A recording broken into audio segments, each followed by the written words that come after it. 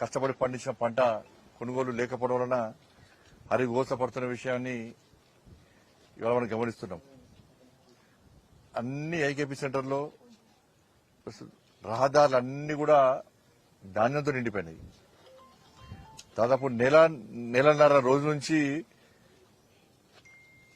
పంట తీసుకొచ్చి ఐకేపీ సెంటర్లో పెట్టినా కూడా కనీసం కొనుగోలు ప్రారంభించిన దాఖలాలు లేవు. ఇవాళ ఏ సీజన్ అయినా కూడా కేంద్ర ప్రభుత్వము ముందు ఒక సమీక్ష నిర్వహిస్తుంది. సమీక్ష నిర్వహించి ఈ సీజన్లో ఆయా రాష్ట్రాల నుంచి ఎంత పంట వస్తుంది అని చెప్పి ఒక ప్రణాళిక ఒక నివేదిక తీసుకుంటుంది. దానికి అనుగుణంగా కేంద్ర ప్రభుత్వము రాష్ట్ర ప్రభుత్వాలకు సహకరిస్తూ వస్తుంటది. ఇది ప్రతిసారి జరుగుతున్నటువంటి ఒక పద్ధతి.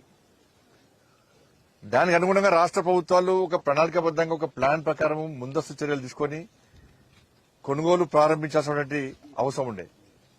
కానీ దురదృష్టవశాత్తు తెలంగాణ రాష్ట్ర ప్రభుత్వం, తెలంగాణలోని కాంగ్రెస్ పార్టీ ప్రభుత్వం మొదటి నుంచి కూడా నిర్లక్ష్యం. నేనైతే ఒక నెల రోజుల క్రితం చెప్పినది, నెల రోజుల క్రితము నేను చింతకుంట, కమాన్పూర్, కాజీపూర్ ఐకేపీ సెంటర్లు తిరిగిన, కొనుగోలు కేంద్రాలు తిరిగిన. అక్కడ నుంచి అప్పుడే చెప్పిన, నెల క్రితం చెప్పిన, మీరు ప్లాన్ ప్రకారం ముందు పోండి. ఇవాళ రైతులు పండించిన తర్వాత ఇవాళ సెంటర్లో తీసుకొచ్చి ఇవాళ మీరు చూడండి, అక్కడ తాడిపత్రులు ఎవ్వి వేసినా కూడా ఆగే పరిస్థితి. రాత్రి విపరీతమైన వర్షం, విపరీతమైన గాడుపు ద్వారం, తాడిపత్రులు కొట్టుకపోయినాయి, కవర్లు కొట్టుకపోయినాయి, వర్షం పడ్డది, ధాన్యం మొత్తం తడిసింది. ధాన్యం తడవక ముందే ఇవాళ క్వింటాల్కు దాదాపు 8 నుంచి 10 కిలోలు కట్ చేస్తున్నారు. ఇప్పుడు ఏం చేస్తారు, మొలకలు వచ్చినాయి, తడి ఉంది, తేమ ఉంది అని చెప్పి ఇప్పుడు ఎంత కట్ చేస్తారు. ఇక ప్రభుత్వాలు మీదికి మాత్రం పండించిన ప్రతి గింజ కొంటామంటారు. ఇవాళ రైతులు వ్యవసాయం చేయడమే తెలంగాణ రాష్ట్రంలో భయపడే పరిస్థితి వచ్చింది. వ్యవసాయం చేయడమే గత ప్రభుత్వం కూడా బీఆర్ఎస్ పార్టీ ప్రభుత్వంలో ఆ 10 సంవత్సరాల కాల వ్యవధిలో ఒక్కసారి ఒక్క రైతుకు కనీసం నష్టపరిహారం ఇచ్చిన దాఖలాలు లేవు. ఆ ప్రభుత్వం మోసం చేసిందని చెప్పి రైతు అందరూ ఈ ప్రభుత్వానికి అవకాశం ఇస్తే పేనులకు పోయి పోయినటువంటి పరిస్థితి.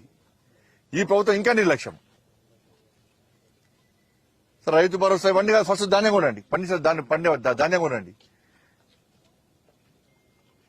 వాళ్ళ మొత్తం రాత్రంతా మొత్తం కుటుంబం సహా పండించిన పంట దగ్గర రాత్రంతా కావలి కాసే పరిస్థితి వచ్చింది. వర్షం వస్తుందా, ఎండకెండుతూనే వర్షం జరుగుతున్నాయి. కొనరాని పరిస్థితి. ఒక ఎమ్మెల్యే వచ్చేమో క్షమాపణ చెప్తాడు, ఇంకో ఎమ్మెల్యే 80% పూర్తయింది అంటాడు, సంబంధిత మంత్రి ఏమో ఈ నెలాఖరు వరకు పూర్తి చేస్తామంటారు.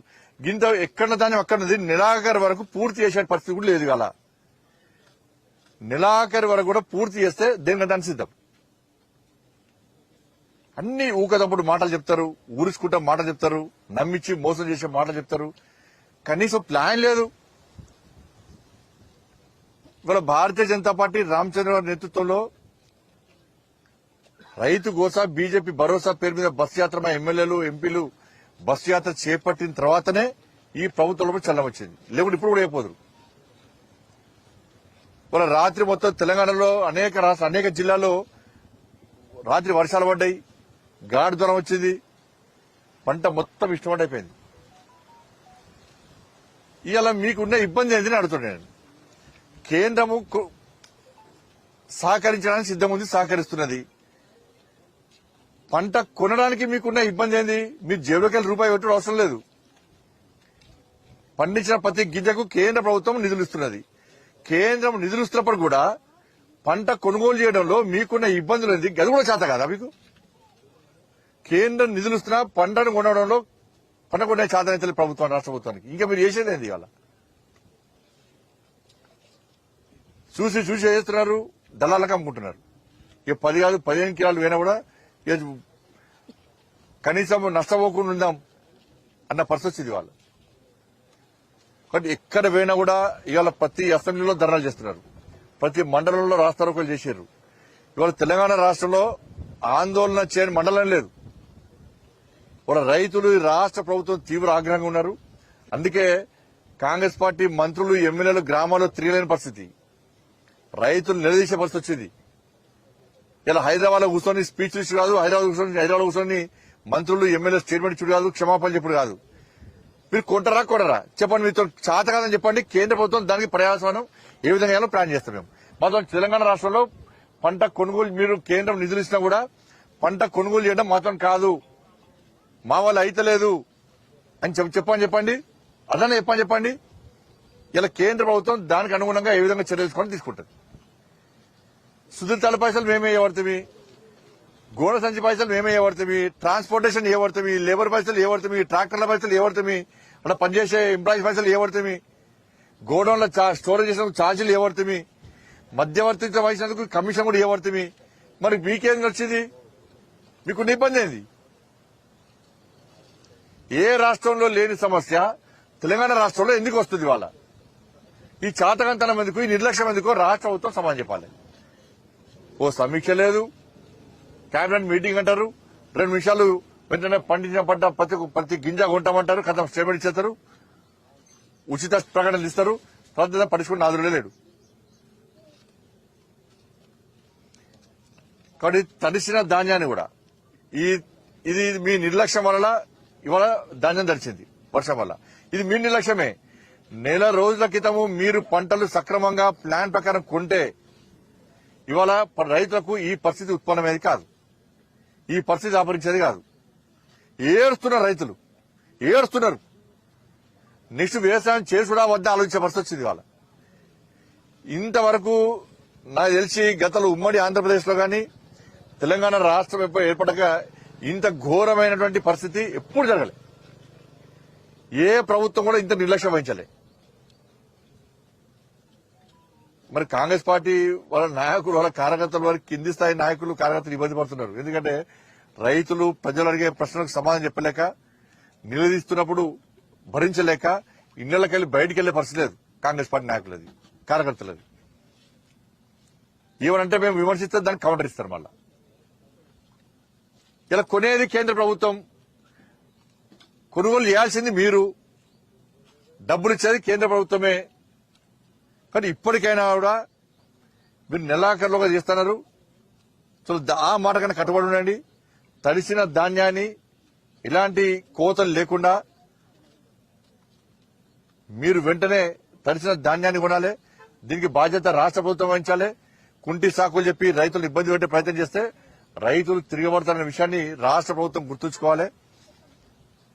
వెంటనే అన్ని ఐకేపీలు యుద్ధ ప్రతిపాదన కొనుగోలు వెంటనే ప్రారంభించాలని చెప్పి, కొనుగోలు చేయాలని చెప్పి ఇలా భారతీయ జనతా పార్టీ డిమాండ్ చేస్తా ఉన్నది. ముఖ్యంగా మీకు మార్కెట్ సంబంధించి డిఎం ఫోన్ ఎత్తులేడు, ఉన్నతాధికారులు ఎవరు పట్టించుకుంటారు అని చెప్పేసి ఇవాళ మార్కెట్ యార్డ్ లో రైతులంతా చెప్తున్నారు. ఇలాంటి ఉన్నతాధికారులు మీరు జిల్లాలో ఉన్నారు కాబట్టి ఎంపీఏ కూడా సో ఏమన్నా సమీక్షిస్తారా? తప్పకుండా పొద్దునే అధికారులతో మాట్లాడినాం. ఇప్పుడు రాష్ట్ర ప్రభుత్వం నిర్లక్ష్యం, వాళ్ళ చేతి ఏమిటో అధికారులు వాళ్ళ చేతుల్లో చేస్తారు. ఇప్పుడు రాష్ట్ర ప్రభుత్వం ప్రణాళిక లేదు, రాష్ట్ర ప్రభుత్వం ఎలాంటి ఆదేశాలు ఇస్తలేదు. వాళ్ళు ఏం చేస్తారు అధికారులు? వాళ్ళ అధికారులు కూడా డ్యూటీలు చేయలేని పరిస్థితి వచ్చింది రాష్ట్ర ప్రభుత్వం వల్ల, నిర్లక్ష్యం వల్ల. రాష్ట్ర ప్రభుత్వం దగ్గరనే క్లారిటీ లేదు. ఒక మంత్రి క్షమాపణ చెప్పాడు, ఇంకో మంత్రి 80% అయిపోయింది అంటున్నాడు, ఇంకో మంత్రి నిరాకరణ చేస్తా అంటున్నారు. సార్ ఊహించిన దానికంటే ఎక్కువ ధాన్యం వచ్చింది అనేది ఒకటి చెప్తుంది కాంగ్రెస్ గవర్నమెంట్. మళ్ళీ కేంద్రం రైస్ కొనమని చెప్తుంది అంటున్నారు, మీరేమో మొత్తం కొంటాం గన్ని బ్యాగుల కాంచి అని చెప్తున్నారు. దేశవ్యాప్తంగా ఎక్కడ లేని సమస్య ఇక్కడ ఎందుకు వచ్చింది అంటున్నా. రాష్ట్ర ముఖ్యమంత్రి లేఖ రాయమని చెప్పండి. కేంద్రం కొంటలేదు, కేంద్రం ఇంతవరకు ఏం సాయం చేయాలి, లేఖ రాయమని చెప్పండి, రాయమని చెప్పండి. కొనేది కేంద్ర ప్రభుత్వం, నిధులు ఇచ్చేది కేంద్ర ప్రభుత్వం. వీళ్ళు కేవలం మధ్యవర్తిత్వం అయితే మాత్రమే వహించాలి. వీళ్ళు బాలకృష్ణ కొన్ని వ్యాఖ్యలు చేశారు, రైలు పట్టాలు పీకేయండి, సింగరేణి భవనాలను ఆఫీసులను తగలబెట్టండి అని చెప్పేసి కొన్ని కామెంట్లు చేశారు వాళ్ళ అంతర్గత సమావేశంలో. అది వైరల్ అంటే మిలిటెంట్ గ్రూప్ గా మారాలని చెప్పేసి వ్యాఖ్యలు చేసినట్టు. పైసలు వస్తాయి అవే. ఇప్పుడు నేత వినలేదు, మీరు నేత వినలేదు, మీరు అన్నట్టు చెప్తున్నాను నేను. అంటే ఏ పార్టీ అయినా ఏ వ్యక్తులైనా కూడా విధ్వంసాలు చేసే విధంగా వాటికి ఆస్కారం ఇవ్వద్దు. సరే పాపం వాళ్ళు బీఆర్ఎస్ వాళ్ళు నిరాశ నిస్పృహలో ఉన్నారు. వాళ్ళు ఏదేంది చేప ఒడ్డునవాడి కొట్టుకుంటూ మాట కొట్టుకుంటారు. వాళ్ళు కబ్జాలు లేవు వాళ్ళకు, కమిషన్ లేవు, పైసల కోసం విలువ ఆడుతున్నారు వాళ్ళు. దానికోసం పైసలు వాళ్ళ ఆలోచన చేయాలా, పైసలు వసూలు చేయడానికి ఉద్యమాలు చేయండి అన్న ఫస్ట్ వచ్చింది వాళ్ళు. పైసలు వసూలు చేయడానికి కమిషన్ల కోసం మీరు రైలు పట్టాలు తలగబెట్టండి, ఆఫీసు తలగబెట్టండి అంటే ఇది మంచి పద్ధతి కాదు. ప్రజాస్వామ్యంలో ఈ విధ్వంసాన్ని ప్రోత్సహించడం మంచి పద్ధతి కాదు. సరే నేనైతే వినలేదు, ఒకవేళ అట్లా మాత్రం 100% తప్పు. ప్రజాస్వామ్యబద్ధంగా ఆందోళన చేసినటువంటి పరిస్థితి ఉన్నది. అనేక రకాల ఆందోళన కార్యక్రమాలు చేసుకోవచ్చు. ప్రభుత్వం నిలయాల్సిందే, ప్రభుత్వం యొక్క చర్యలను ఎండగట్టాల్సిందే. ఈ మూర్ఖతో కాంగ్రెస్ ప్రభుత్వం ఇంకా ప్రజల నడ్డి విరుస్తున్నది, ప్రజలు ఇబ్బంది పడుతున్నది. దానికి వ్యతిరేకంగా ప్రజాస్వామ్య పద్ధతిలో ఆందోళన చేయాలి తప్ప కాలబెట్టండి, తన్నండి, కొట్టండి అనేటువంటి వాతావరణం మంచిది కాదు. ఇది అందరూ కూడా ఖండించాల్సిన అవసరం. సార్, నానో యూరియాకి సంబంధించి ఒక ప్రకటన చేస్తున్నారు. మరోవైపు అసలు బఫర్ స్టాక్ లేదు అనేటువంటి అంశంలో 2 లక్షల మెట్రిక్ టన్నుల యూరియా కేంద్రం ఇవ్వలేదు అనేది చెప్తున్నారు. ప్రతిసారి ఏది వచ్చినా కేంద్రం మీద నెట్టడము గతంలో బీఆర్ఎస్ గది చేసింది, కాంగ్రెస్ ప్రభుత్వం గది చేస్తున్నది. వాళ్ళ చాతకంతనాన్ని కేంద్రం మీద నెడుతున్నారు. యూరియా కొరత అంటారు, లోడ్లు బ్లాక్ జరగలిస్తారు. కాబట్టి వాళ్ళ చాతకంతనాన్ని కేంద్రం నెట్టడం వీళ్ళకి అలవాటుగా మారింది. రైతులకు తెలంగాణ సమాజాన్ని తెలుసు కేంద్రం ఏం చేస్తుంది. ఇవాళ ప్రతి రైతుకు అవగాహన ఉన్నది. ఎస్, కేంద్ర ప్రభుత్వమే నిధులు ఇస్తుంది, కేంద్ర ప్రభుత్వమే ధాన్యం కొనుగోలుకు రాష్ట్ర ప్రభుత్వం నిధులు ఇస్తున్నది. రాష్ట్ర ప్రభుత్వం కేవలం మధ్యవర్తితో మాత్రమే వహించాల్సి ఉంటుందని చెప్పి ప్రతి రైతు తెలుసు. కాంగ్రెస్ పార్టీ ప్రభుత్వం ఎన్ని అబద్దాలు చెప్పినా మీ అబద్దాలను రైతులు పట్టించుకునే పరిస్థితులు లేరు. వాస్తవాలను రైతులకు తెలుసు. ధన్యవాదాలు.